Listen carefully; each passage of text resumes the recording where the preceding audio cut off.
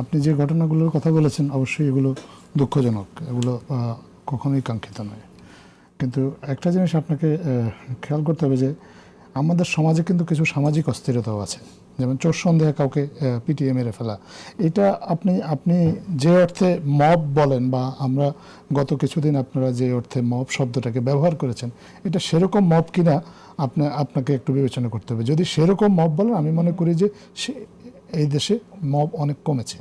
আমরা বিবিসির একটা রিপোর্টে দেখেছি 2019 সালের মধ্যে, 2015 থেকে 19 সম্ভবত, আমার ভুল হতে পারে, একেবারে মুখস্থ নেই, 4-5 বছরের মধ্যে আপনার গণপিটুনিতে 700 থেকে 800 মানুষ মারা গিয়েছে। গণপিটুনিতে মারা গেছে, তখন তো পুলিশ বাহিনী অনেক শক্তিশালী ছিল, বিশাল র্যাব বাহিনী ছিল, যারা যাকে তাকে ধরে নিয়ে গুম করে ফেলতো, মেরে ফেলতো। এত পাওয়ারফুল বাহিনী থাকা সত্ত্বেও মানুষকে পিটিয়ে মেরে ফেলছিল। তার একটা কারণ ছিল বিচারহীনতার সংস্কৃতি। মানুষ মনে করতো যে পুলিশের হাতে দিলে বা আইন শৃঙ্খলা রক্ষাকারী বাহিনীর হাতে দিলে বা বিচারে গেলে এখানে তারা বিচার পাবে না, এই জন্য মানুষ নিজেই বিচার করার একটা মানুষের মধ্যে একটা প্রবণতা গড়ে উঠেছিল। আমরা আশা করতে পারি না যে এই প্রবণতাটা রাতারাতি দূর হয়ে যাবে আপনার।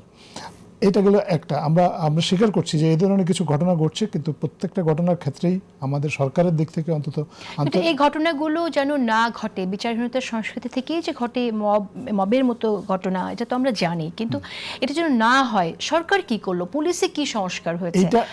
এইটা ওভারনাইট সমাধান করার মতো কোনো বিষয় না। এটা একটা সামাজিক সমস্যা, এবং এইটা যাতে না ঘটে বা এই ধরনের সমস্যা যাতে কমে আসে, সেটার জন্যই কিন্তু আমাদের কিছু বিচার বিভাগীয় সংস্কার, পুলিশের সংস্কার বা আরও অন্যান্য এই যে সংস্কার কার্যক্রমগুলো চলছে, আইন প্রয়োগ যদি ঠিকঠাক মতো হয়, বিচার যদি ঠিক মতো হয়, মানুষ যদি জানে যে সে বিচার পাবে, মানুষ যদি পুলিশের প্রতি যদি আস্থা মানুষের যদি গড়ে ওঠে, মানুষ যদি জানে যে হ্যাঁ তাকে ধরে পুলিশে দিলে পুলিশ উপযুক্ত আইনি ব্যবস্থা নেবে, তখন কিন্তু আর মানুষ নিজে এই কাজটা করবে না। তখন এই জন্যই আমরা মনে করি যে এই যে গত 1 বছরে যে নানা বিষয়ে সংস্কার আলোচনা হয়েছে, আমরা শুধু রাজনৈতিক সংস্কারগুলো বা সাংবিধানিক সংস্কারগুলো নিয়ে বিতর্ক করেছি, কিন্তু এর বাইরেও তো আরও অনেক ধরনের সংস্কার, বিচার বিভাগের সংস্কার, পুলিশের সংস্কার, জনপ্রশাসনের সংস্কার, এই সংস্কারগুলো হচ্ছে, কিছু হয়েছে, কিছু হওয়ার প্রক্রিয়াধীন আছে। সুফল আমরা পাচ্ছি না কেন? সংস্কার, পুলিশের সংস্কার, কি সংস্কার হলো যে আমরা সুফল পাচ্ছি না? অনেক সুফল আপনি পাচ্ছেন। সুফল অবশ্যই সুফল পাচ্ছেন, কারণ আপনি এই আওয়ামী লীগের আমলে আপনি শুনতেন যে ক্রস ফায়ারে মানুষ মেরে ফেলা হতো। আপনি এখন কি কোনো রাজনৈতিক ভাবে সেই কাজগুলো, সব যে রাজনৈতিক তাও না, আপনার কিছু পুলিশের স্বার্থেও আপনার পুলিশ মানুষ মেরে ফেলতো। মান্না ভাই এ বিষয়ে আরো ভালো, সেটা যেমন কাম্য না, আবার পুলিশ যে আইন শৃঙ্খলা বাহিনী সিদ্ধান্ত নিতে পারে না, দুর্বল, সেটাও তো কাম্য না।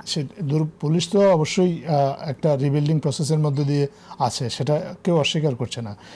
এবং পুলিশের মনোবলটাকে আপনার দুর্বল করে দেওয়া হয়েছে বিভিন্ন কারণে, সেই বিস্তারিত ব্যাখ্যায় এই মুহূর্তে আমরা